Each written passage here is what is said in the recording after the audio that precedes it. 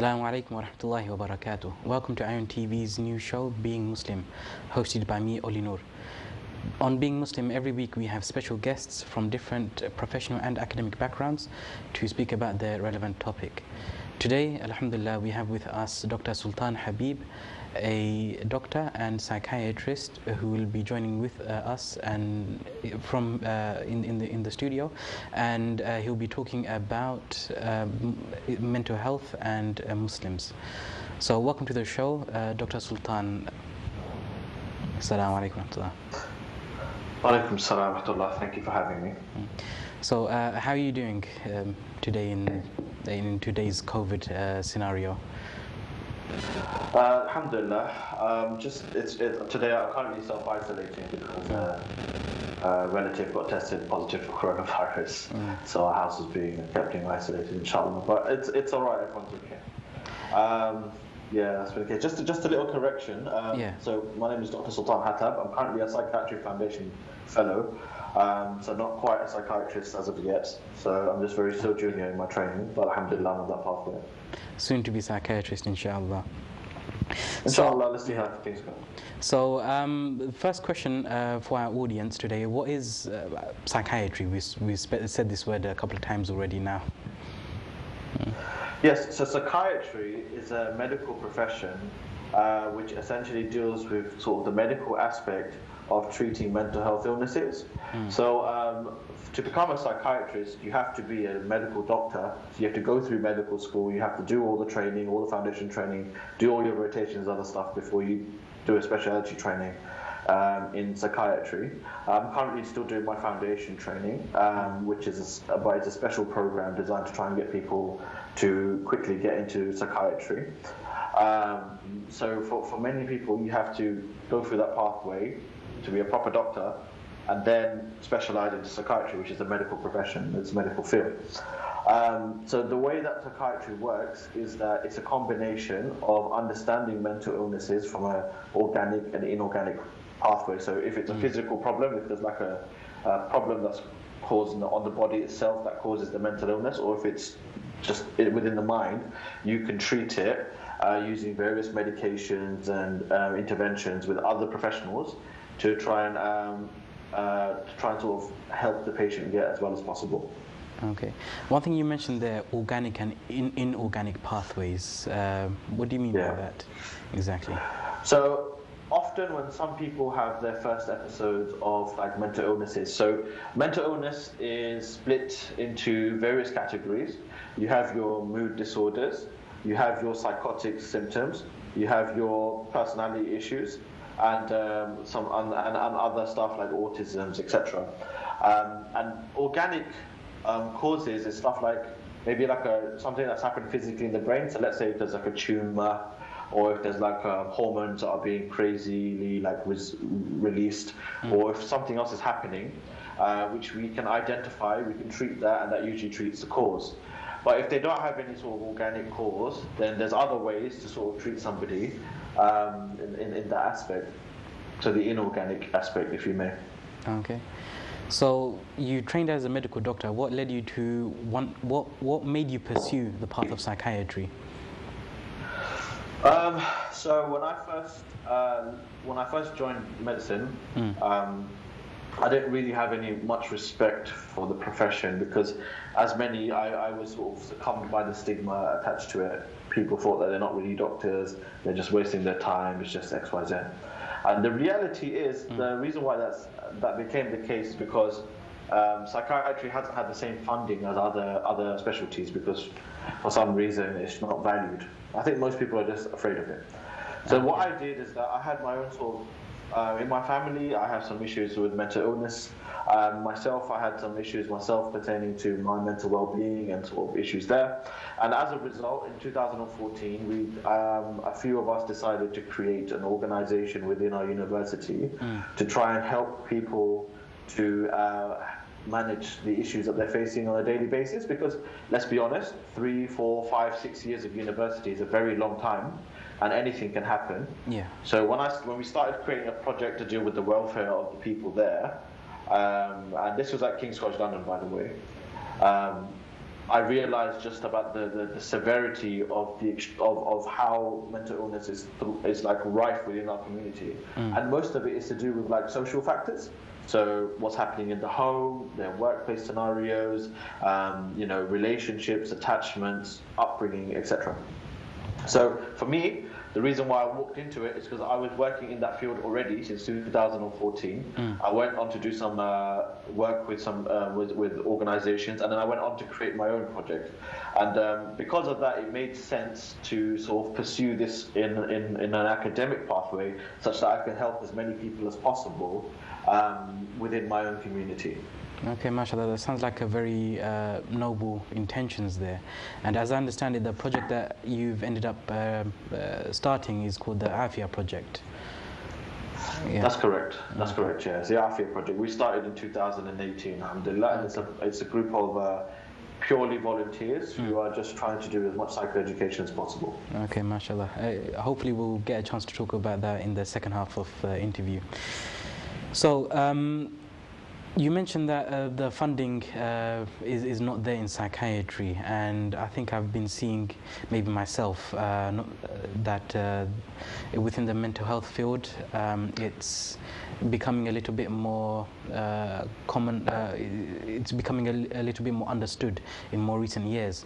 And I was wondering if you can give a brief introduction to mental health within the Western development. Okay, so mental health. So what is mental health? If you look at the WHO's definition, it's essentially when somebody has...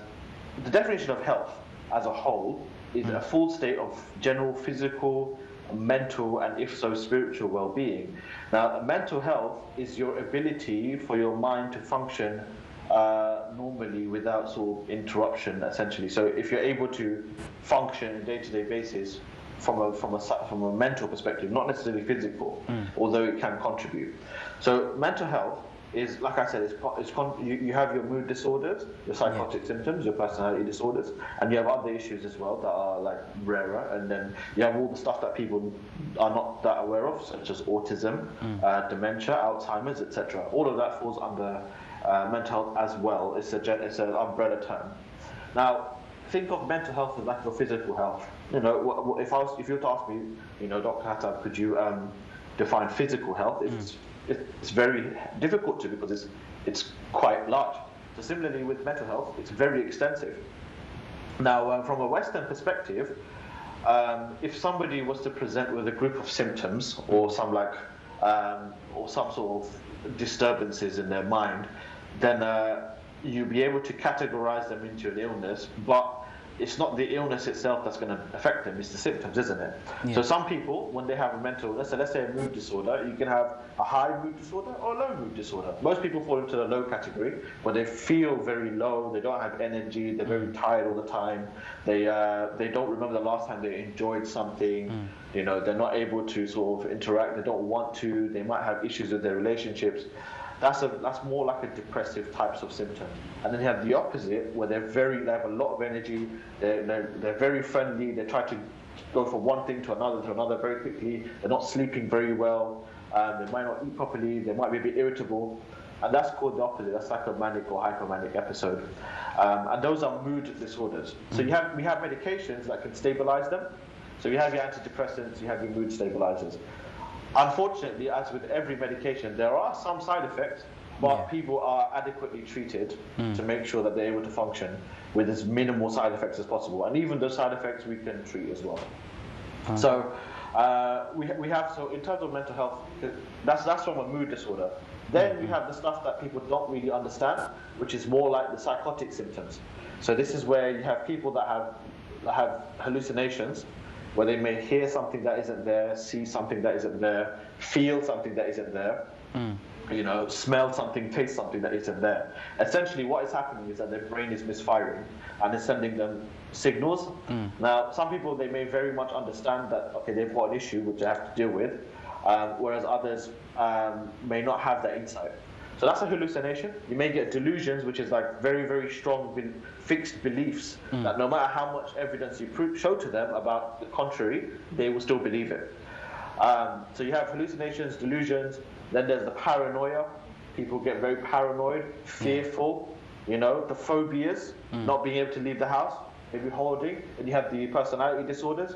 And then you have like things like obsessive compulsive disorder, which is very debilitating. You know, scrupulosity. Loads of things exist. Loads of illnesses exist.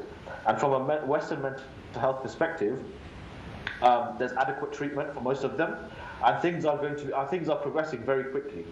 So as you mentioned in terms of funding, I think I don't know if I mentioned, but we're about 50 years behind everyone else, or behind every other speciality in terms of our development. Wow. But we're catching up very quickly, and that's mainly to do with the fact that the sort of the funding that's coming from external people is not as much. So, for example, people will give funding towards cancer research, towards HIV research, towards dementia and Alzheimer's, because they feel very passionate towards it. But Yeah. for some, it may not be the same for mental health. But I think within the next few years or so, we'll understand like illnesses like schizophrenia, just like we understand heart failure. We do understand it to a lot. We understand how these work, and we do manage to make people better and function well in society. But the issue is obviously, it's just people are essentially afraid to engage with us, and as a result, aren't really doing favors for themselves. So it sounds like a field that is still developing greatly, and you mentioned earlier that there are broadly to categorize it, that there's mood swings or such, and psychotic behavior which fall under mental health. And with both, from your description, it sounds like there's low level and high level, and so it seems like it's not as simple yes or no. I have a mental health issue, I don't. It sounds a bit more complex than that. Yes. So here's the thing: you can have a group of symptoms. So if you feel unwell, you can say I feel low, I feel anxious, I feel this. But that doesn't necessarily mean that you have a mental illness. Now, what people tend to misunderstand is that people confuse. So, for example, the most commonly confused illness is depression, and most people think that depression means that if you're sad, then it's bad, or if you're constantly sad or whatever. It's more than that. Because I'm going to be very honest with you, being sad, transient sadness is healthy, because that's how you develop, that's how you grow, that's how you experience the human sort of experience. So when you have people that are misunderstanding illnesses by saying, oh, I have this symptom, and then self-diagnosing, and then telling other people that you may have this, you may have that, without coming from a doctor, then naturally that will cause more issues. Because I'll be very honest with you, most people that have symptoms where it may look like to other people that they have mental illness may not actually be mentally ill. And and this is where the danger lies. You see what I mean? So it's important to get a diagnosis from a doctor to make sure that... Absolutely. Okay. Absolutely. I think for everyone needs to, if you feel that there's somebody that may have an illness, please take them to their general practitioner, who may or may not then refer them on to a psychiatrist, and then they'll be examined properly, and then we'll see if there's a treatment plan needed for them. But it's very important that you must involve the appropriate authorities when you're sort of taking part in this. Okay. And when it comes to treatment to mental health issues, as I understand it, broadly speaking, there's two types of treatments: the medicinal route and talking therapies. This is just from my understanding. And as a psychiatrist, is it that you encompass both routes, or how does it work? So, just to reiterate, I'm still a foundation doctor. Oh, sorry. Yes. It's fine. As a trainee psychiatrist. So when it comes to treatment, so there is the medicinal one where you give the medications. That will help dampen the symptoms, so they're not as affected by it. But then you still need to deal with the cause of the problem. Okay. Does that make sense? So the talking therapy will help delve into the root of the problem and allow them to process things. That's one way to do it. Then there's other factors. You can do activities physical activities. I mean, the way that the Afia project, we sort of our approach to treating, to sort of managing mental well-being is a four-pronged approach. We look at it biologically, which is the medicines and exercise and making sure that you're looking after your body, because remember, healthy body, healthy mind. And then the psychological, which is the talking therapy, making sure you have interventions, making sure you're looking at how you're reacting to things. The social, okay, this is where you look at your friend network, you look at family, your sort of activities, etc. Getting involved, because we're social beings in this world. So it's making sure that you're making sure you have that social network that helps you function.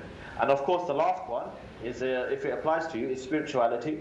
So this is where you take part in, your prayers, etc. You recite your Quran, etc. If you are that type of person, or it's just introspection. It's when you look into yourself and you think, okay, you ground yourself. So you how do I explain this? So when you ground yourself, you sort of take a step back, sort of reposition. You think about, okay, fine.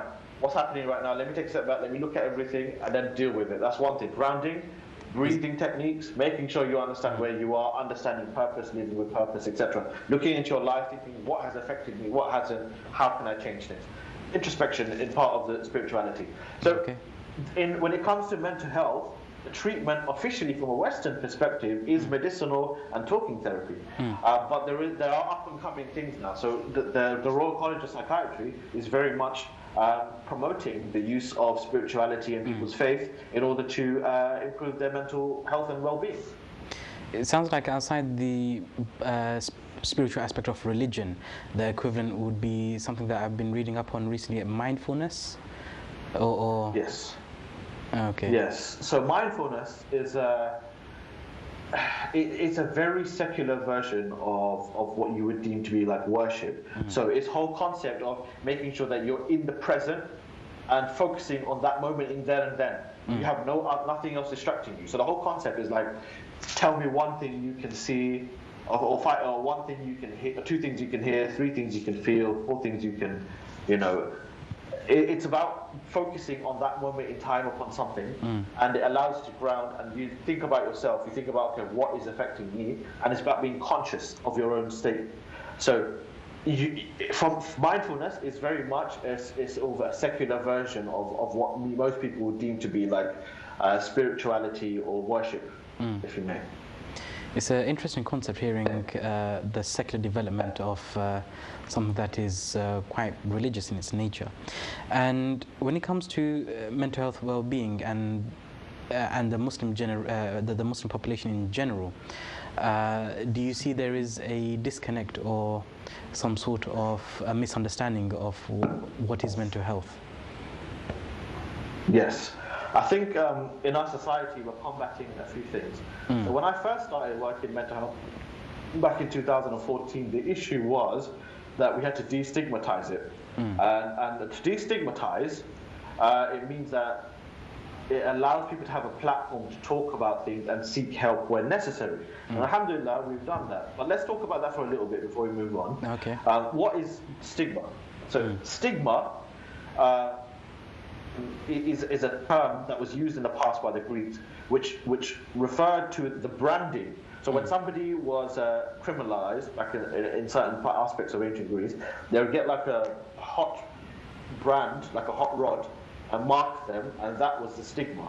So people would know that that person was or is a criminal. Oh, wow. Okay? Yeah. So it's to stigmatize somebody is essentially you're saying, you brand them as something so they're afraid to go seek help or talk about something, and as a result, it affects them negatively, and as a result will affect everyone else. Remember, we all work as communities. So that was one of the biggest issues. And what would happen is that when you see something that you're not aware of, like a condition like schizophrenia or paranoid schizophrenia, people get scared because they don't know what to expect. Whereas if you see something like diabetes or even a heart attack, at least you know what's going to happen. It's scary, but at least you know what's going to happen. And when people don't know what's about to happen, that's when they start stigmatizing. So when it comes to like schizophrenia, we have some people in our community, in the Muslim community, they'll say one of two things. They'll say, firstly, mental illness does not exist. They'll be like, it's a magic or jinn issue or something like that, of that level. And I've yet to come across any mental illnesses caused by jinn possession, if that makes sense. Okay? I mean, I understand, I'm not here to debate about the realities of magic and jinn possession. This is not what we're talking about. I'm just saying that I've never seen it personally. Okay? That's one thing. People believe, they categorically say, no, there's no such thing as mental illness, it's magic and jinn possession. I think that's slowly dying out. But what's remaining is the people that say, okay, mental health illnesses do exist, but it's a non-Muslim or a white person problem. Do you see what I mean? So we they believe that Muslims may not. So we bury our heads in the sand and just ignore the issue altogether. Yes, so they'll be like, they'll believe that it's not possible for Muslims to become mentally unwell. That's what they genuinely believe, which, in my opinion, makes no sense. I've seen countless of my patients are Muslims, practicing Muslims, good people, and I've seen them become unwell. It's not fair to say that. Yeah. Okay, and I think it's ignoring the reality. Now, those are the two current sort of states that we have in terms of the people on the opposite spectrum who are trying to say, mental illness might not be real, etc., and the stigmatizing aspect. Now, I think we're all aware of that. But let's talk about the opposite side. Okay. So we have people who will be like, let's all talk about our mental health, let's all talk about this, let's all talk, and I think to an extent that's great. It's good to know that people feel comfortable to realize that they're having any issues and talk about it.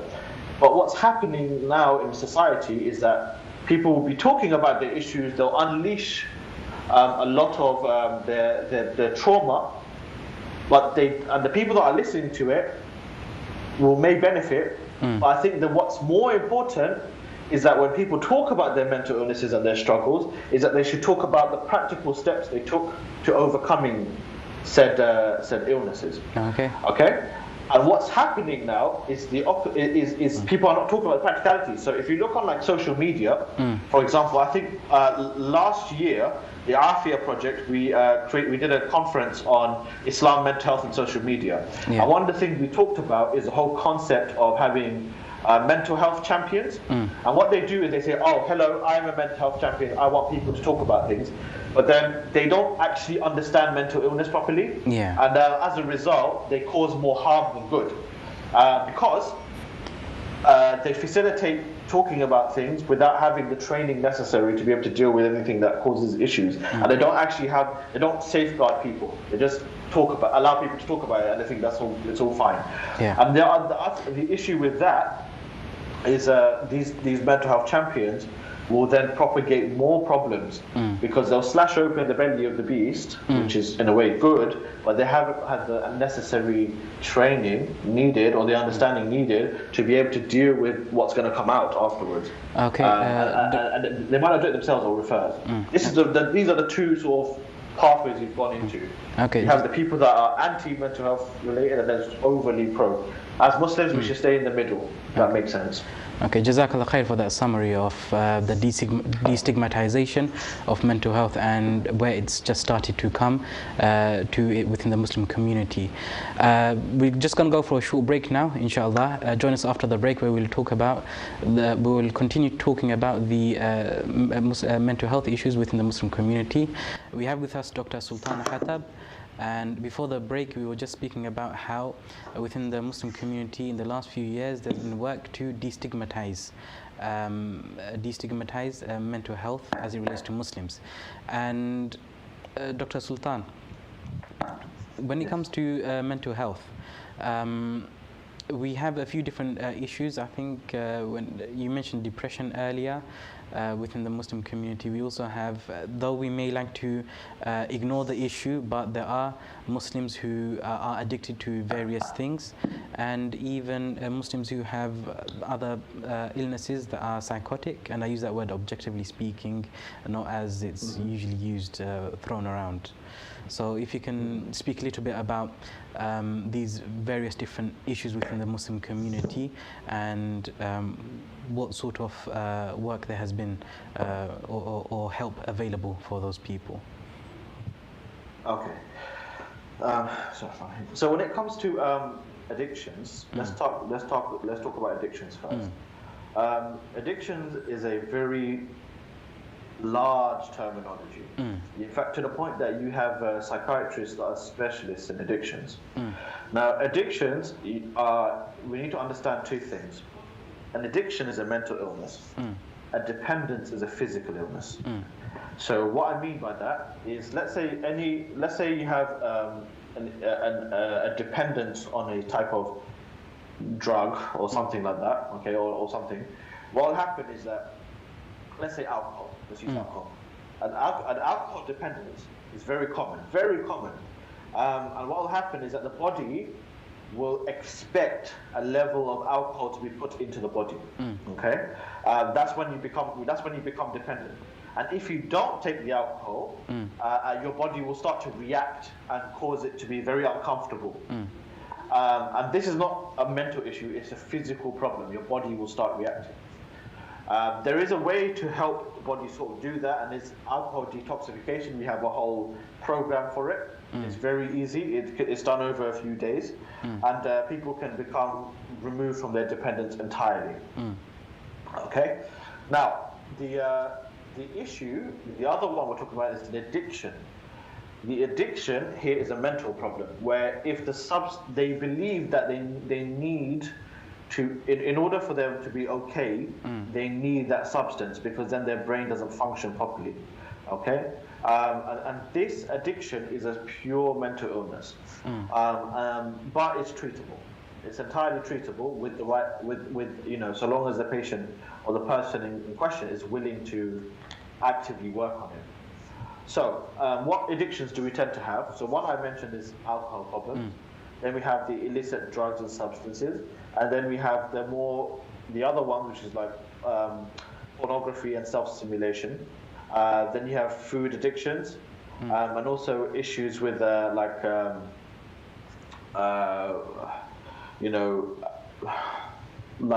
how do I explain this? Just general like work, lifestyle. There's aspects of life that they can become addicted to. Now this is less common. What's common is more the substance stuff. And what you find is that people that have substance abuse is that they face a lot of stigma. And as a result, they think that the only comfort they find in life is from it. Now, initially, a person may use substances to try and get the high, if you understand what I mean, to try and to feel good. But over time, as you keep using it, eventually, you will need it just to feel normal. So if you don't take it, you'll feel very low, which is why we have a massive problem in this country when it comes to drugs, because people will sell whatever they can, or steal or do stuff just to fund their habit, because if they don't, it will cause them to be very sick.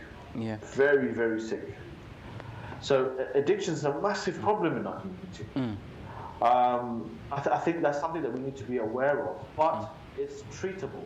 It's completely treatable, so long as you help themselves. Because remember, the person may have made a mistake, and they may have become addicted to something. But at that point in time, they don't have the ability to fix it. They need help, and that's where people come in. So, as you mentioned, it's a quite a large problem within not just our community in general, but within the Muslim community as well. What about the word depression? It's always thrown around here and there. Do you see this as, in your experience, is this also a large problem within the Muslim community? And what sort of help is there for those with depression? Okay. So the first part of the question was, is depression thrown around? Yes, it is. Remember, depression back in the day was another term for sadness, or a high level of sadness. And what the issue is that people, like I mentioned previously, is that they don't understand that sadness is normal. Yeah. It's when it becomes a problem, like it's a chronic issue which you're not able to recover from for at least 2 weeks. So if you're constantly, all the time, I'm not saying like for a large portion of time, like all the time that you're sad, and it's lasted for at least 2 weeks, you're not enjoying anything anymore at all, and I can't remember the last time you enjoyed something, and you're tired all the time, then that will give you indications as that maybe it might be mild depression, because that's a physical problem. Because most people, let's be real, may be sad for a bit, for a day or two or three, but then over time they'll start showing signs of functioning. That's not depression. So depression is now a clinical illness. It's not just a word that you throw about, and it must only be described by a clinical professional, by a doctor, okay, as a diagnosis.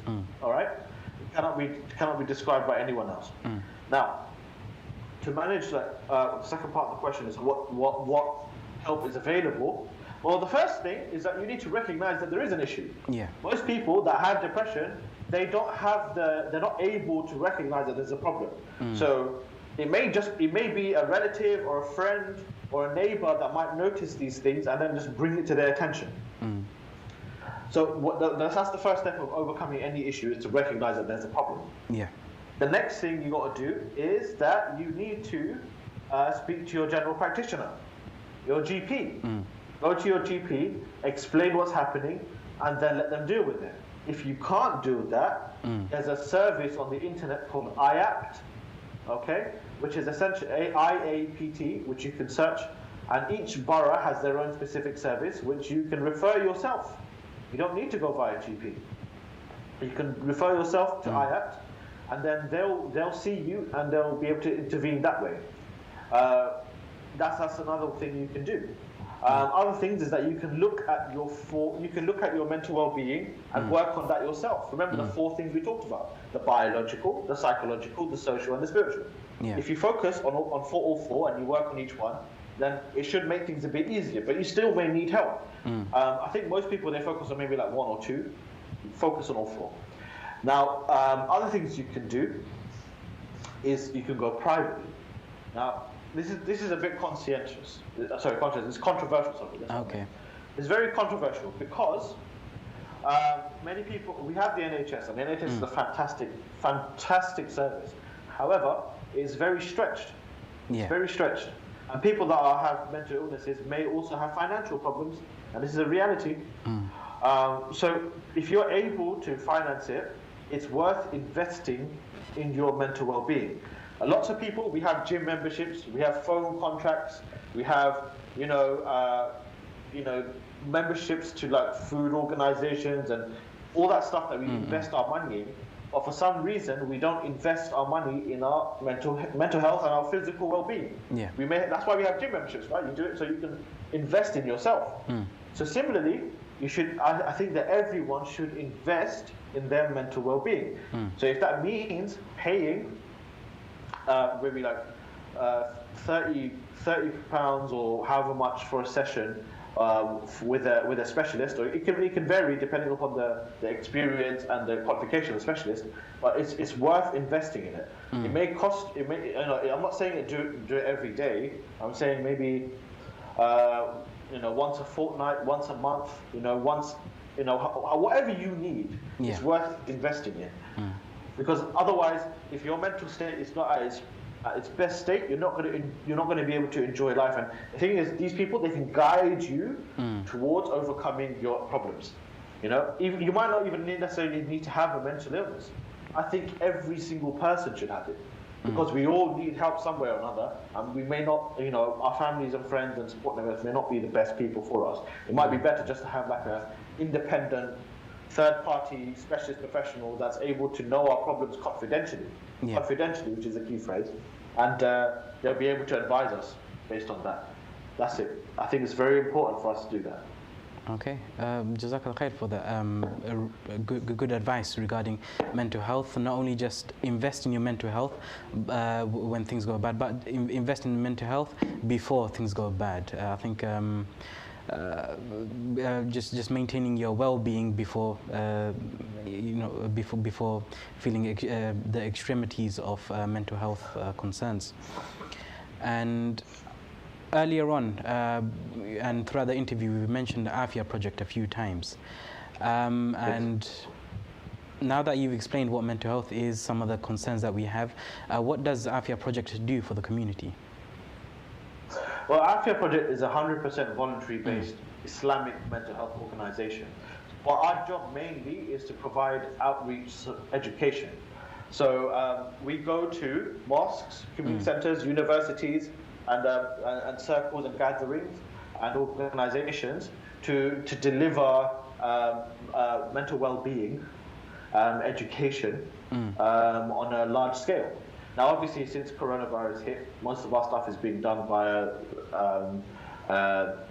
sort of devices and the internet, and it has been going down a bit because everyone's a bit affected by it. But alhamdulillah, we've been doing a lot of work pertaining to that. So our role is sort of is me specifically as an individual. My interest is male, South Asian, and Muslim mental health. That's my sort of specialty. We have other people in our team who have other interests and their sort of backgrounds, and each one of our people, they're vetted and we make sure that everyone's okay. But we don't, at this moment in time, we don't provide any sort of psychological support yet. Inshallah, once we get enough funding and stuff like that, and people come and offer us stuff, then we may be able to make it happen.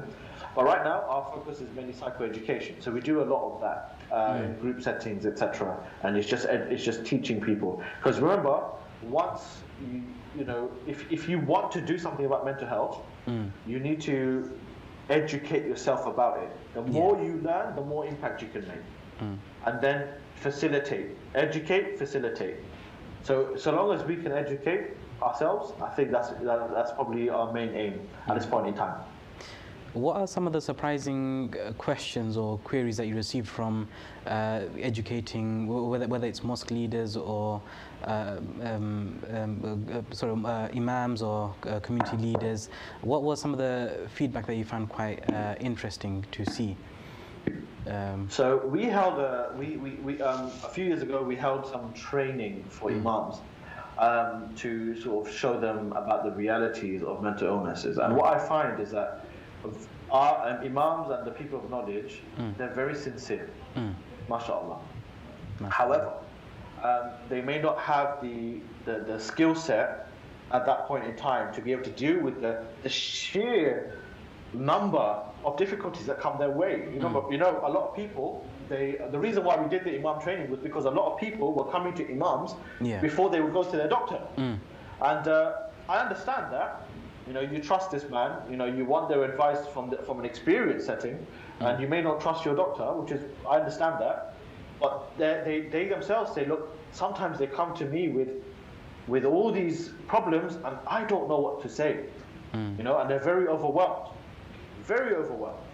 So what's important is that, you know, the surprising things that people ask about is like, well, you know, what do I say when, you know, somebody says that they're having issues with their gender? What do I say when they have issues with using drugs and things like that, and alcohol? What do I say when, you know, we have people that are clearly mentally unwell but they're not seeking help? How do I get people out of an abuse situation? You know, how do I stop people from being harassed and having the trauma that has arisen from maybe past sexual abuse? You know, how do we do all of that stuff? And it's not easy to answer everyone's questions, because it just shows you. If you speak to an imam that's very active in the community, they will tell you like the number and the sheer amount of problems that people have, and that are just kept hidden, okay, and not being dealt with. And they do their best, but it's only one person. You see what I mean? So it's very difficult for them, and what they want to know is why isn't there like structured mental health and sort of psychoeducation being taught officially in in sort of Islamic education, and I think they are doing it now. I think Darul Uloom are doing it. I believe the Egyptians in the Azhar are doing it. I'm not sure about Saudi yet, but officially they're slowly incorporating mental health training into their sort of into their sort of education. Why? Yeah. Because if you're a leader of any community, you will need to deal with this, be it your own house, or be it in the mosque, or be it in a school, or anywhere else. A leader will have to be able to deal with the people's issues. Okay, mashallah. It sounds like the imams that you've helped educate and train over the last few years, they themselves are having to deal with many great mental health concerns. And Jazakallah khairan for facilitating the education in this field. And you also mentioned that the Afia project, it reaches out to university students and ISOCs. That's the Islamic societies within universities. What sort of pressures or emotional concerns do they have? Well, a lot of the time, it's very rarely mental illnesses, as in terms of a clinical perspective. Okay. Most people, their issues are social problems. So it's like domestic abuse, it could be sexual abuse, it could be drug use, addictions, it could be your general stress about work, failing exams,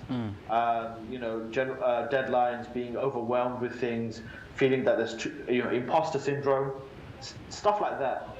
It's very much a range of things, and I believe FOSIS are soon going to be providing welfare training for ISOCs to be able to deal with certain issues that they're going to have. But I think that's in the works. We'll see in the future, and we're working alongside them. We'll see how it goes. But in terms of ISOC's works and stuff like that, I've been dealing within the ISOC. We did a welfare training welfare work as a team since 2014, and so we've seen everything. Nothing can surprise me in terms of what I've seen, and I've seen some terrible circumstances, and it's very common because what often happens in years as time passes, people pass away, right? So when you have to deal with students that have to deal with grief as well as their exams and university deadlines, etc., that's something that people need to take into account. So some of the things that we've seen and some things that you have to train people with is very important. But the fundamental thing that every ISOC is missing is something called peer-to-peer development training, which is something that we give. Okay, we train people how to do that, and that's how you have the skill set necessary to deal with somebody who's very unwell at one point in time, or very overwhelmed, or do you know how to deal with certain situations that people come with, and this is. People think often, all right, I'm all right at this, I'm very good at this, etc. I don't need to worry. Most of the time, 99 times out of 100, they're wrong. Everyone requires a level of peer-to-peer sort of support training, and most people don't understand that. And the stuff that the universities provide could be better. They're very good, but it could be better. And what we provide, alhamdulillah, is tailored towards Muslims specifically. Jazakallah khairan for the information, for the training for community leaders and students. It seems like mental health, it's a hidden illness, and it can be affecting anyone from a student that you see to the musalli that prays next to you, or even yourself. And I just want to thank you, Dr. Sultan, for giving this interview, enlightening us on mental health in general, and how it affects the Muslim community. And if you can just give us a last few words, maybe, in how to take care of ourselves as a summary. I know you've mentioned in the interview a few times, but just as a last piece of advice before we close this interview. Absolutely. So very quickly, remember the 4 approaches to mental health, okay? It's the biological, this is the physical stuff. This is where you need to make sure you're looking after your physical body. So if you need to take medications for your mental illness or physical illnesses, make sure you do that. Make sure you're going to the gym. Make sure you're eating well. It's very important that you look after your body, okay? Because then that will affect your mind. The psychological, this is where you invest in your mental well-being. You have to actively be able to reflect over what's working for you, getting therapy, talking things out, processing emotions, etc. And then the social, this is your friends, your family, making sure you're around a healthy environment getting away from toxicity, making sure that you're being supported properly and utilizing that support of different things, be it work, having ambition, studying, hobbies. This is very important. And then the last one, obviously, is the spirituality. This is where, one should pray on time, making sure that they're doing things right, making sure that you're reciting Quran on a regular basis, etc., from a religious perspective, making sure that you're having time to reflect, be alone, connect with God, connect with the highest power, making sure that you're able to benefit from it all. But obviously, if you're not as religious, that's your prerogative. There's other ways of introspection. Okay, or mindfulness, or whatever you may call it. All of this is essentially very important that you deal with all four as much as you can, rather than one or two. But yeah, as you know, if you ever need any support or what have you, or if you want advice on how to do things, or you want to see how things are done, just follow us on the Instagram at Afia Project, You can find us on Instagram, Facebook, etc. And just have a look and see what we do. And I think Instagram is probably the best place to see all of our material, and then maybe you can benefit from that, inshallah. Okay, Jazakallah khairan, Dr. Sultan Hatab, for taking your time out for today. And you can find us next week, inshallah, on Being Muslim with another, with more professionals and academics, inshallah. So please join us next week, Saturday at 3 p.m. Being Muslim on channel on ION TV, Sky Channel 782.